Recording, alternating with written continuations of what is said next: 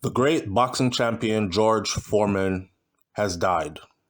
Giants like these, we don't really say they die, we say they have transcended, they have passed on. And the reason I say it is because they accomplished so much in life that it would take many more lifetimes to quantify their accomplishments. Hail to the great George Foreman, and may his soul rest in peace. Now, we're not news media house, so we don't just get here and say George Foreman died, the end. We have to give you George Foreman's celebrated history, and it's only right that we do it this way. Here we go. All right, so George Edward Foreman, born January 10th, 1949, to March 21st, 2025, his life expanded to the day he passed away. He was an American professional boxer. He was a businessman, a minister, Christian ordained minister, and an author. I would advise you, if you are a Christian, to go and look up George Foreman's journey into Christianity, his journey into receiving Christ, and his journey into walking that path. Very, very motivating story. With all the money in the world, George Foreman will tell you that there was nothing like that relationship, his relationship with Christ. Now, in boxing, he competed between 1967 and 1997, and he was nicknamed Big George. He was big. He was a two-time world heavyweight champion and an Olympic gold medalist.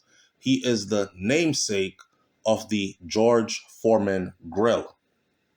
After a troubled childhood, which they have made a movie about, which is on Netflix, George Foreman took up amateur boxing, and he won a gold medal in the heavyweight division at the 1968 Summer Olympics.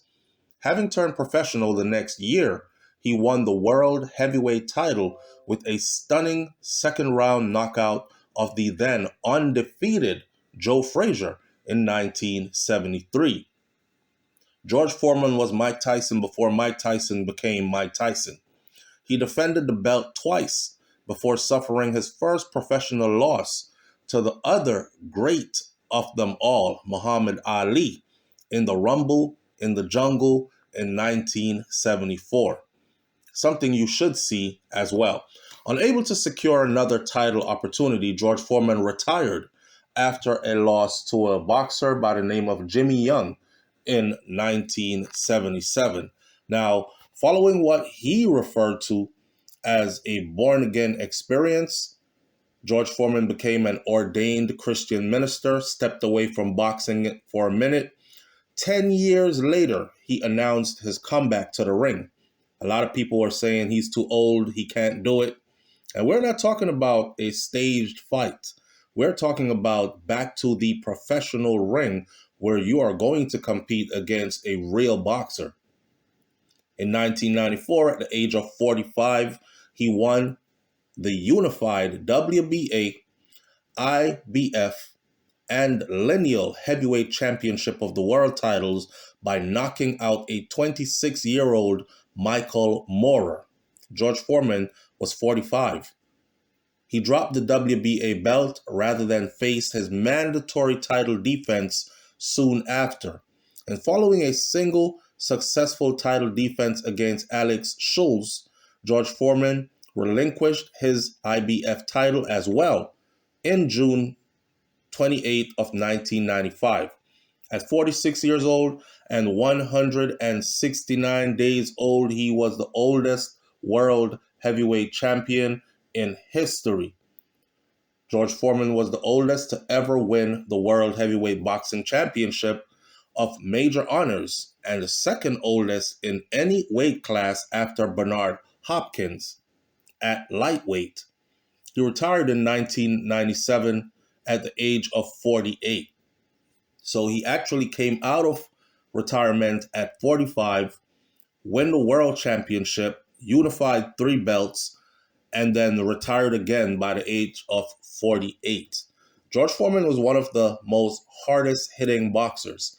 Mike Tyson described him as being kicked by a horse.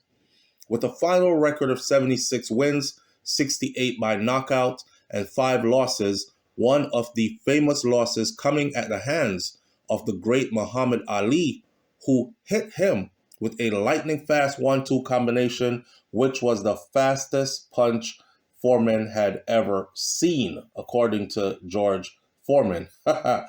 George Foreman was included into the Boxing Hall of Fame and International Boxing Hall of Fame. The International Boxing Research Organizations rate George Foreman as the 8th greatest heavyweight of all time. In my book, he is in the top 5. In 2002, he was named one of the 25 greatest fighters of the past 80 years by The Ring. The Ring ranked him as the 9th greatest puncher of all time. He was a ringside analyst also for HBO's boxing coverage for 12 years until 2004. George was picking up the corporate checks, okay? And one thing I'm proud about is that he was not one of them who retired from a storied career and then died poor with mental issues. George Foreman retired super wealthy. He was a successful entrepreneur, and he was known for his promotion of the George Foreman Grill, which sold more than 100 million units worldwide.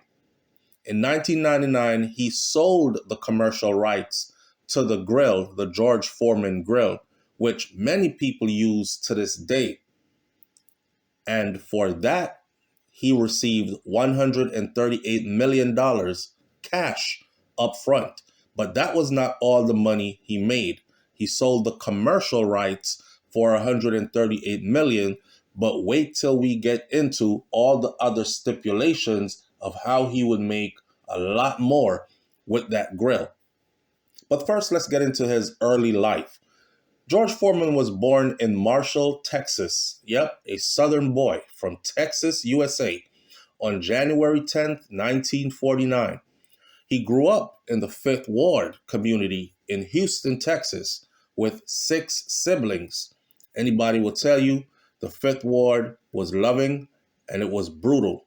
Although he was raised by J.D. Foreman, whom his mother had married when George was a little child, his biological father was Leroy Moorhead. By his own admissions in his autobiography, George was a troubled youth. He dropped out of school at the age of 15, and he spent time as a mugger. If you don't know what that means, it was a stick-up kid, but with no gun. He was mugging people, right? Taking away their stuff, strong-arming them. At age 16, George Foreman had a change of heart, and he convinced his mother to sign him up for Job Corps after seeing an ad on the Corps on TV. As part of Job Corps, George Foreman earned his GED and then trained to become a carpenter and a bricklayer. After moving to Pleasanton, California, with the help of a supervisor, he began to train Foreman, who was interested in football. And Foreman used to idolize the great Jim Brown, but he gave up football for boxing once they realized the power of his punch and his natural talent. George Foreman won a gold medal in the boxing heavyweight division at the 1968 Mexico City Olympics. In the finals, George Foreman defeated the Soviet Union's Jonas Sepulis. The referee stopped the fight in the second round. Sepulis's face was already bleeding in the first round from George Foreman's powerful punches, and this is the Olympics, and had to take a standing 8 count early in the second round. Sepulis, fighting out of Lithuania, he was 29 years old, a veteran with 12-year-long amateur career, having over 220 fights to his record. Very experienced fighter, and he was also 10 years older than George Foreman. This is when they knew they had something special. Round of 16, defeated Lukjan Trela, Poland, on 4-1 point. Quarterfinal, defeated Ion Alexiev, Romania. Referee stopped that contest. Third round. Semifinals, this is the Olympics. He defended Giorgio Bambini of Italy by a second-round knockout. And in the final, he defeated Jonas Sepulus from the Soviet Union, and the referee stopped that in the second round. Sepulus was really beaten up badly. After winning the gold medal fight, George Foreman walked around the ring carrying a small U.S. flag and bowing to the crowd with grace. Foreman maintained that earning the Olympic gold was the achievement that he was the most proud of throughout his entire boxing career. He said more so than either of his world titles. Here are some of his highlights throughout his career. He won his first amateur fight in January 26th of 1967 by a first-round knockout in the Park Diamond Belt tournament. He won the San Francisco Examiner Gold Gloves tournament in the junior division in February of 1967. In February of 1967, he then went on to knock out Thomas Cook to win the Las Vegas Golden Gloves in the senior division. In February of 1968, he knocked out L.C. Brown to win the San Francisco Examiner's senior title in San Francisco. In March of 1968, he won the Boxing World National Championship heavyweight title in Toledo, Ohio, versus Henry Crump of Philadelphia in the finals. He sparred 5 rounds on 2 different occasions in July of 1968 with former heavyweight champion of the world, Sonny Liston. Sonny Liston sparred in 22-ounce custom-made Everlast gloves. George Foreman later recalled that Liston was no doubt the scariest human being I've ever met in the ring. The only man to make me back up consistently. Wow. On September 21st of 1968, he won his second decision over Otis Evans to make the U.S. boxing team for the Mexico City Olympic Games. George Foreman had a 16-4 amateur boxing record going into the Olympics. He won the Olympic Games heavyweight gold medal after the referee stopped the fight against finalist Jonas Sepulus in the second round. He was trained for the Olympic Games by Robert Gault, who they used to call Pappy. His amateur record was 22-4 when he turned professional.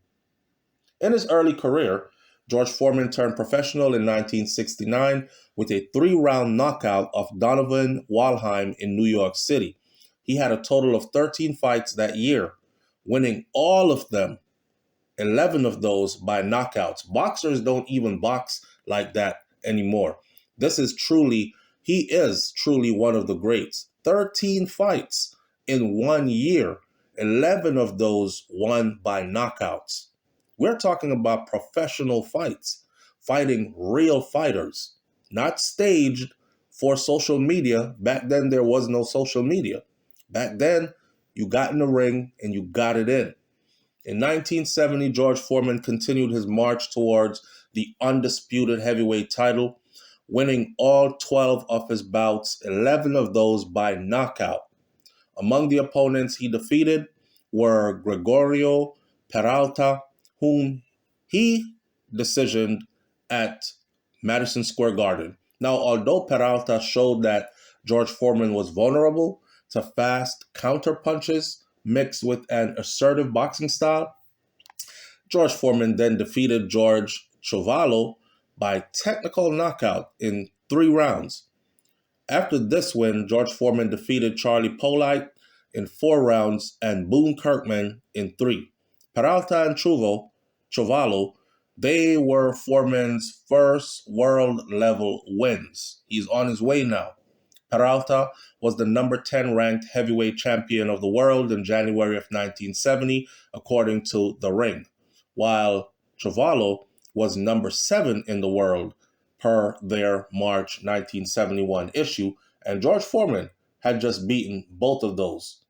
In 1971, George Foreman won 7 more fights in that year, winning all of them by knockouts, including a rematch with Peralta, whom he defeated this time by knockout completely in the 10th round and final round in Oakland, California, and he won over Leroy Caldwell, whom he knocked out completely in the second round.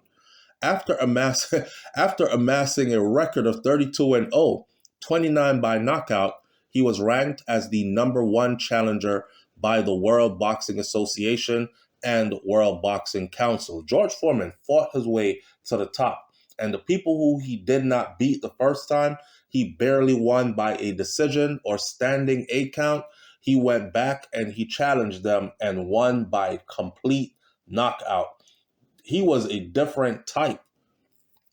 The first reign as heavyweight champion, George Foreman. In 1972, still undefeated and with an impressive knockout record, George Foreman was set to challenge undefeated and undisputed heavyweight champion of the world, Joe Frazier. This was huge. Despite boycotting a title elimination that was caused by the vacancy resulting in the championship being stripped from Muhammad Ali, Frazier had won the title from Jimmy Ellis and defended his title 4 times since then, including a 15-round unanimous decision over the previously unbeaten Muhammad Ali in 1971 after Ali had beaten Oscar Bonavena and Jerry Quarry. Now, despite Foreman's superior size and reach, he was big in body, he had long arms, he was not expected to beat Frazier. And he was a 3-1 underdog going into this fight. The Sunshine Showdown took place on January 22nd of 1973 in Kingston, Jamaica, with George Foreman dominating the fight to win the championship by TKO. In ABC's rebroadcast, Howard Cosell made the memorable call, "Down goes Frazier, down goes Frazier, down goes Frazier," before the fight. Frazier was 29-0, 25 of those by knockout, and Foreman was 37-0, 34 by knockout.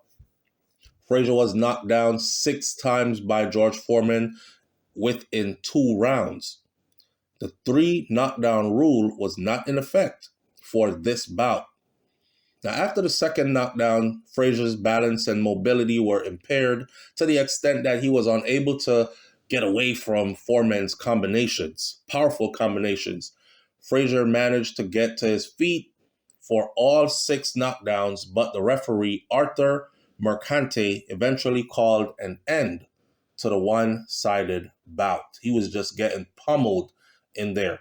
And then there were great fights, like George Foreman versus Roman, George Foreman versus Norton, George Foreman versus the great Muhammad Ali, Rumble in the Jungle, history.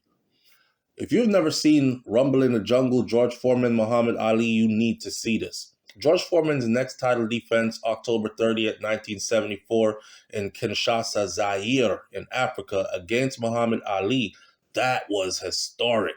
That bout, promoted as the Rumble in the Jungle, exceeded its greatest, wildest expectations. During the training there in mid-September, George Foreman, he scuffed a cut above his eye, and he was forcing postponement of the match for a month. So he got cut over his eyes while he was training because he was training that brutally. After all, they had been talking a lot of breezy stuff against each other. They were not friends, and they were going to rumble in the jungle for real. The injury to his eye had caused the fight to be put off for another month. The injury affected his training regime, as it meant that he could not spar in the build-up to the fight and risk the cut being reopened. This is what he later said after everything was over. That was the best thing that happened to Ali when we were in Africa. The fact that I had to get ready for that fight without being able to box, Ali used his time to tour Zaire and daring himself to the public, becoming a public figure, loving on the people, while taunting George Foreman at every opportunity he got. May I also say that Muhammad Ali was a great salesman, showman, and he sold this fight. George Foreman was favored to win, but crushed undefeated heavyweight Joe Frazier and toppled the formidable challenger Ken Norton, both within 2 rounds. So when George Foreman and Ali finally met in the ring, Ali began more aggressively than was expected, outscoring George Foreman with a flurry of punches. Foreman got outscored with superior punching speed in the second round. Ali retreated to the ropes, shielding his head, hitting Foreman in the face at every opportunity. Foreman dug vicious body punches into Ali's sides. However, Foreman was unable to land many big punches to the fast-moving, fast like lightning Muhammad Ali. The ring ropes were usually loose, and George Foreman later charged that Angelo Dundee, who is Ali's longtime trainer, had loosened those ring ropes as part of Ali's tactics to lean back and away from the wild swings before clinching Foreman behind the head. This is a style. Dundee stated that not only did he tighten the ropes because they were so loose due to the heat, Ali came up with the rope-a-dope style strategy entirely on his own. Ali had been at the fight as a fighter of speed and movement, but the rope-a-dope technique, it worked exactly as planned. Lean on the ropes, use the ropes to bob back and forth, duck, bob, weave. Make your opponent box, box, box, throw punches, heavy punches, and tire out at close range. Since Foreman had not had a fight that lasted past the 4th round since 1971, Muhammad Ali studied him to the T and decided he was going to take him beyond 4 rounds, where more than likely he would be too tired to continue the fight. Ali continued to take heavy punishment to the body in exchange for the opportunity to land hard jolts at George Foreman's head. Ali later said that he was out on his feet twice during the bout. As George Foreman began to tire, his punches began to lose power and became increasingly wild. By mid-bout, an increasingly confident Ali began to taunt the exhausted champion relentlessly, who had been reduced to mere pawing and landing harmless blows to the wind.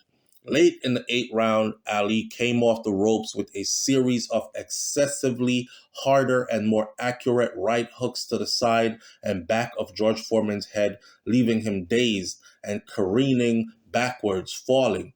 After a lightning 2-punch flurry squared him up, Ali ended the bout with a combination of solid left hook and straight right flush to the jaw that sent George Foreman windmilling hard to the canvas.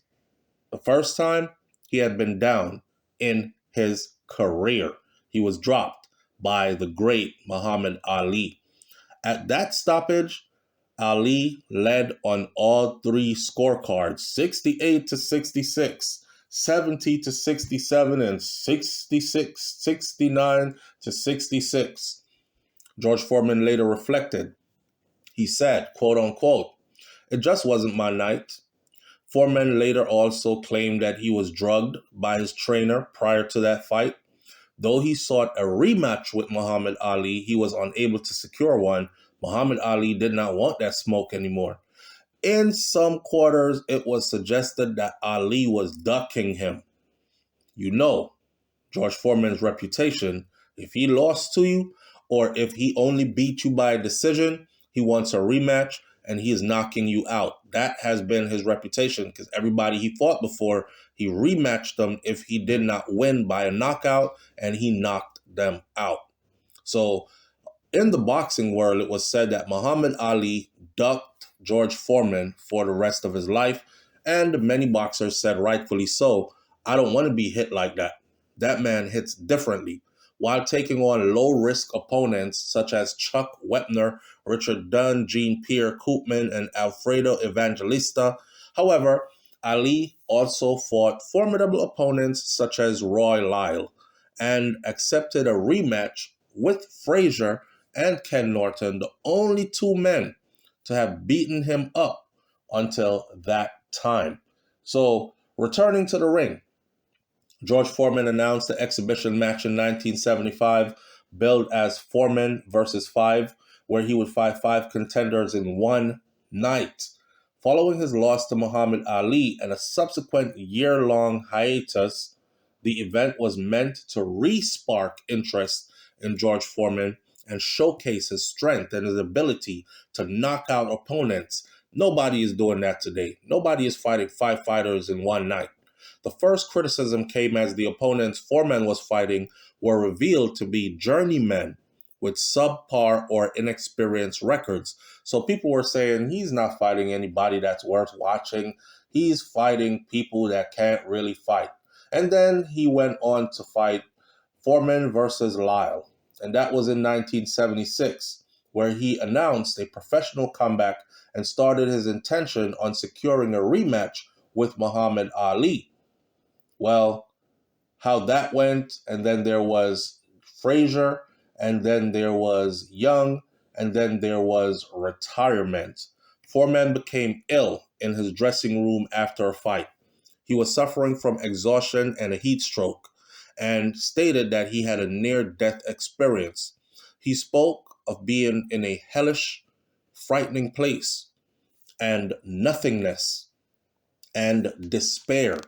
And he felt that he was in the midst of death. Though not yet a religious person, he began to plead with God to help him. He explained that he sensed God asked him to change his life and ways, whereupon he said, "I don't care if this is death. I still believe that there's a God." After his experience, George Foreman became a born-again Christian and dedicated his life for the next decade to God through his religion, Christianity.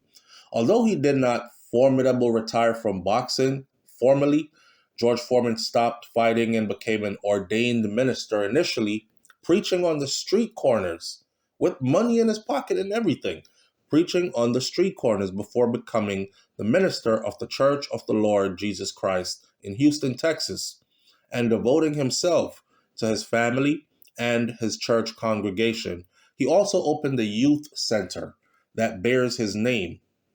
Foreman continued to speak about his experience on Christian television broadcasts such as the 700 Club and the Trinity Broadcasting Network.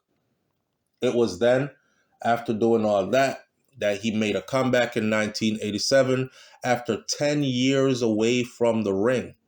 Foreman surprising the boxing world by announcing a comeback at the age of 38. In his autobiography, he wrote that his primary motive was to raise money to fund the youth center that he had created. He didn't depend on donations. There was no GoFundMe at the time. The only way he knew to get the money was to fight for it, a purse, which had required much of the money he had earned in the initial phase of his career. Another stated ambition was he wanted to fight this great fighter that everybody was talking about that was taking the fighting world by storm. He wanted to fight Mike Tyson. For his first fight, he went to Sacramento, California, where he beat journeyman Steve Zolski by a knockout in 4 rounds. Foreman weighed 267 pounds at the time for that fight, and he looked very much out of shape. Now, although many his decisions to return to the ring said, that was a mistake, George Foreman countered that he had returned to prove that age was not a barrier to people achieving their goals. As he said later, he wanted to show that age 40 is not a death sentence. He won 4 more bouts that same year, gradually slimming down and improving his fitness. In 1988, he won 9 times, including a 7th round knockout of former light heavyweight and cruiserweight champion Dwight Muhammad Qawi when referee Carlos Padilla stopped that fight. Now, you can imagine being 40 plus, going rounds after rounds after rounds, knocking people out, right? Everybody is saying you're too old, you should have stayed out the ring. By 1989, while continuing his comeback, George Foreman sold his name and face for the advertising of various products, most notably the successful George Foreman grill. His public persona improved considerably, and formerly aloof, intimidating George Foreman was replaced by a more cheerful, friendly man who engaged in self-deprecation and on The Tonight Show.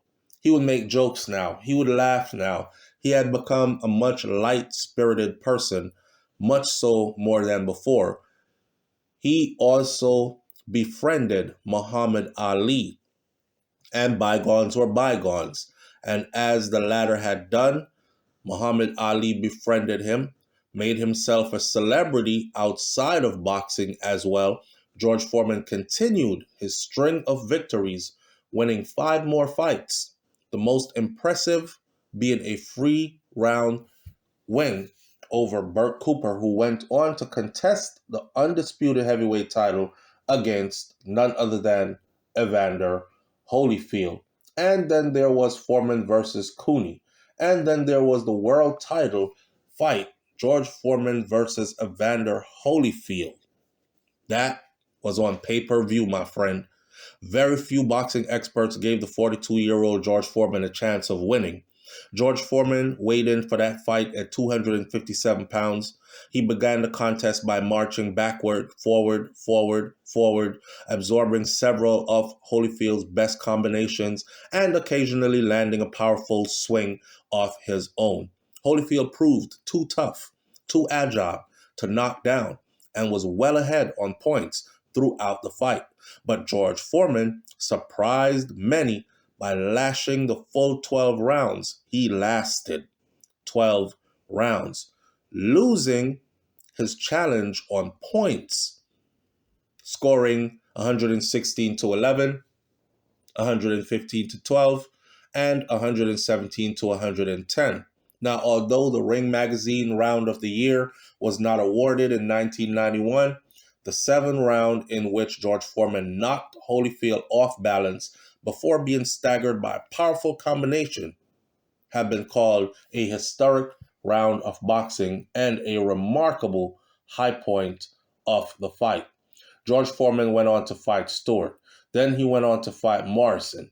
Then he went on to fight Moorer. Then he went on to fight Schultz. Then he went on to fight the great Shannon Briggs. Then he went on to fight many others. Second retirement came at this point, though it was not aired. A travelogue series of the Walt Disney Parks and Resort called the Walt Disney Magic Hour and hosted by George Foreman was supposed to debut as part of PAC's debut lineup in 1998.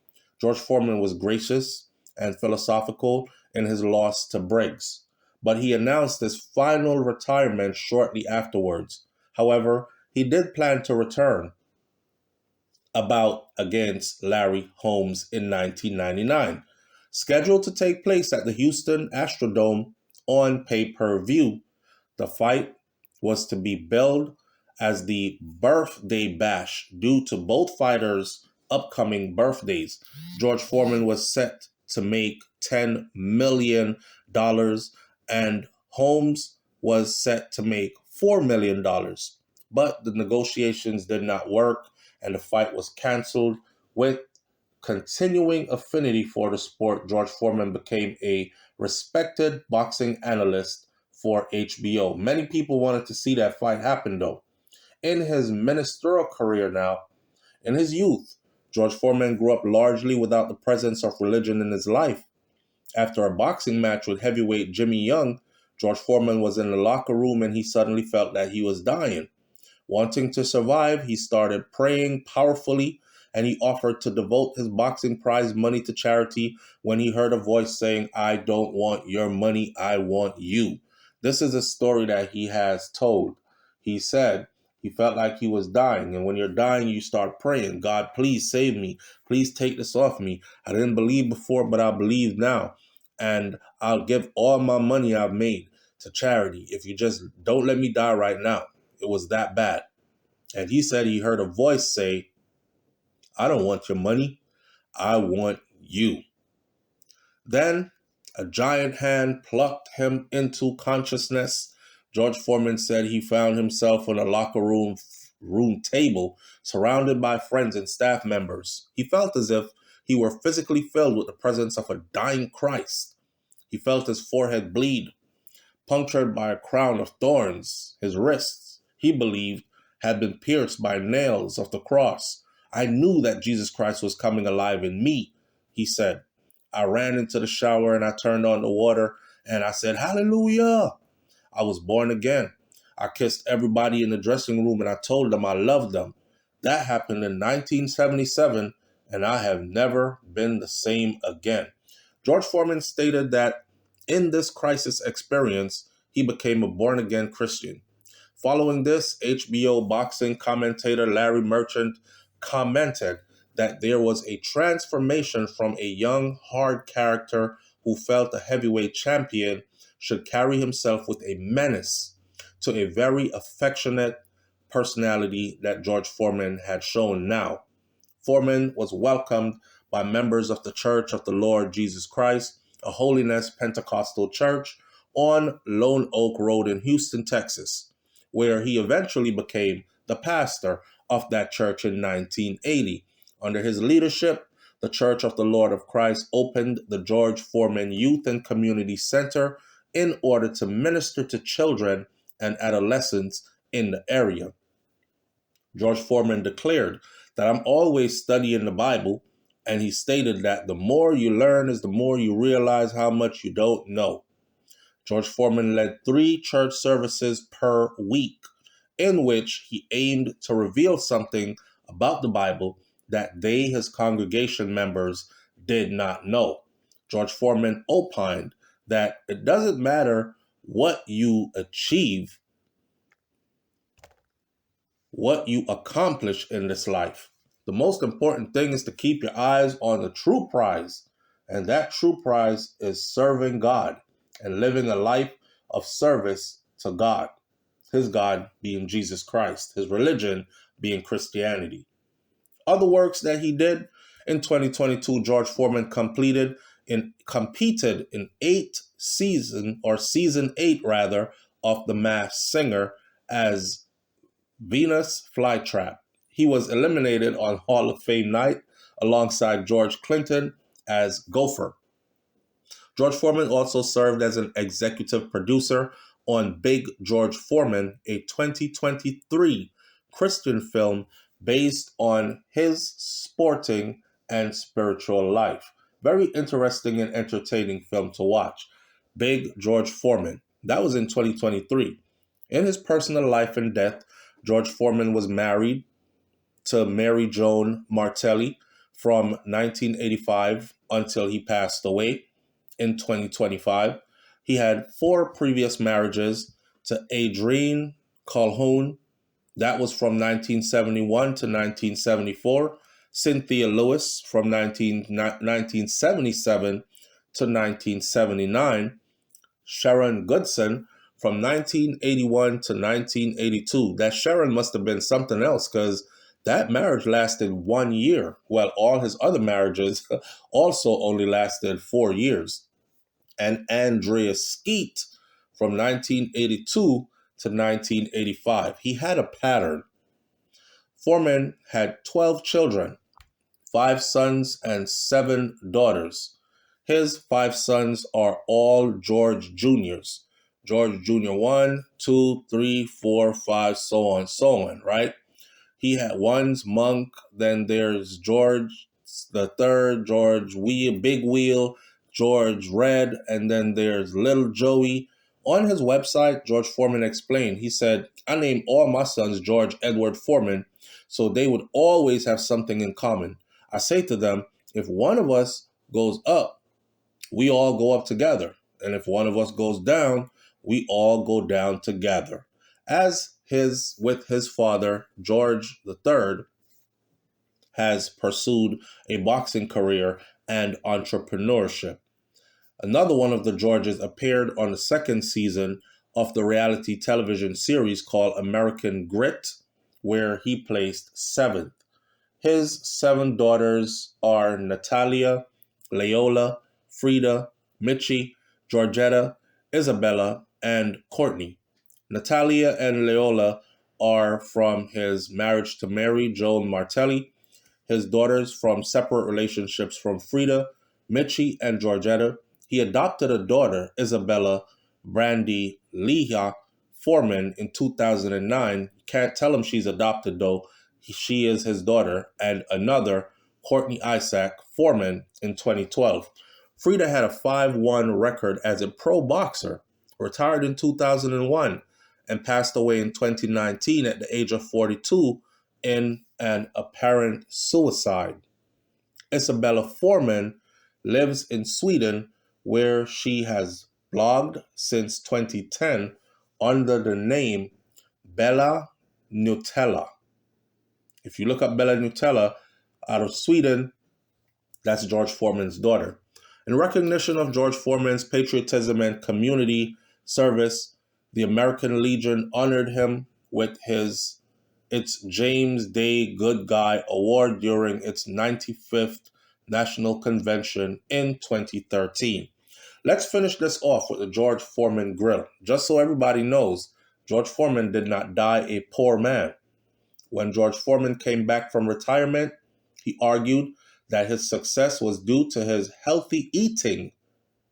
Everybody wanted to know, well, damn, George, what the hell you been eating? Because you came back and unified 3 world championship belts at an age where people said boxing was definitely over for you. Well, he was approached by Salton Inc., which was looking for a spokesperson for its fat-reducing grill. They had invented this grill. They just needed somebody with a big name to put behind it, somebody who the cameras loved, who would sell the grill.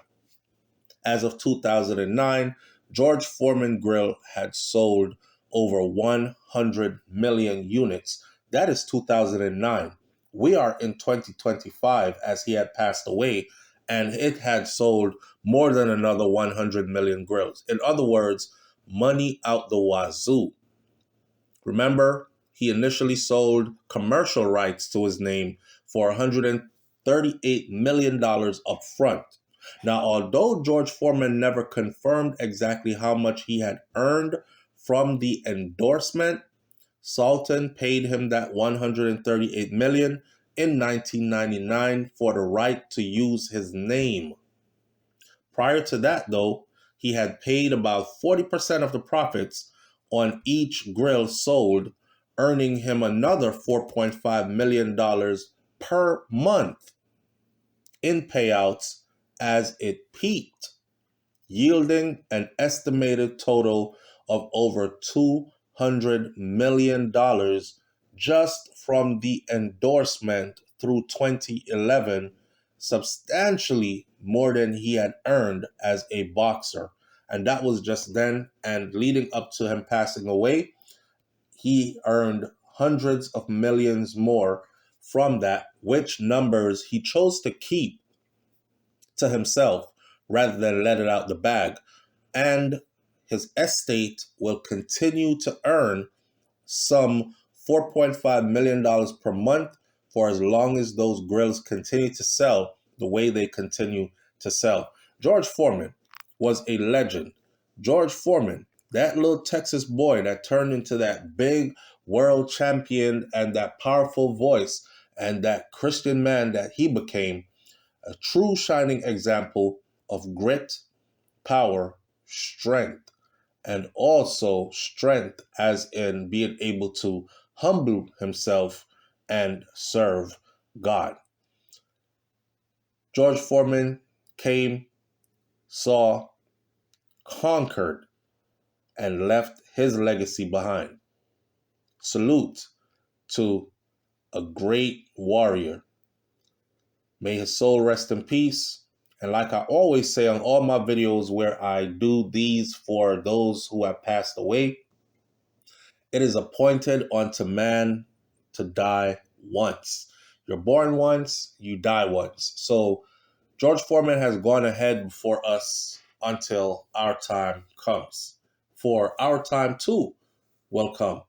It's not what you do, it is what you do between the time you are born and the time you pass that will either live on or have you forgotten forever.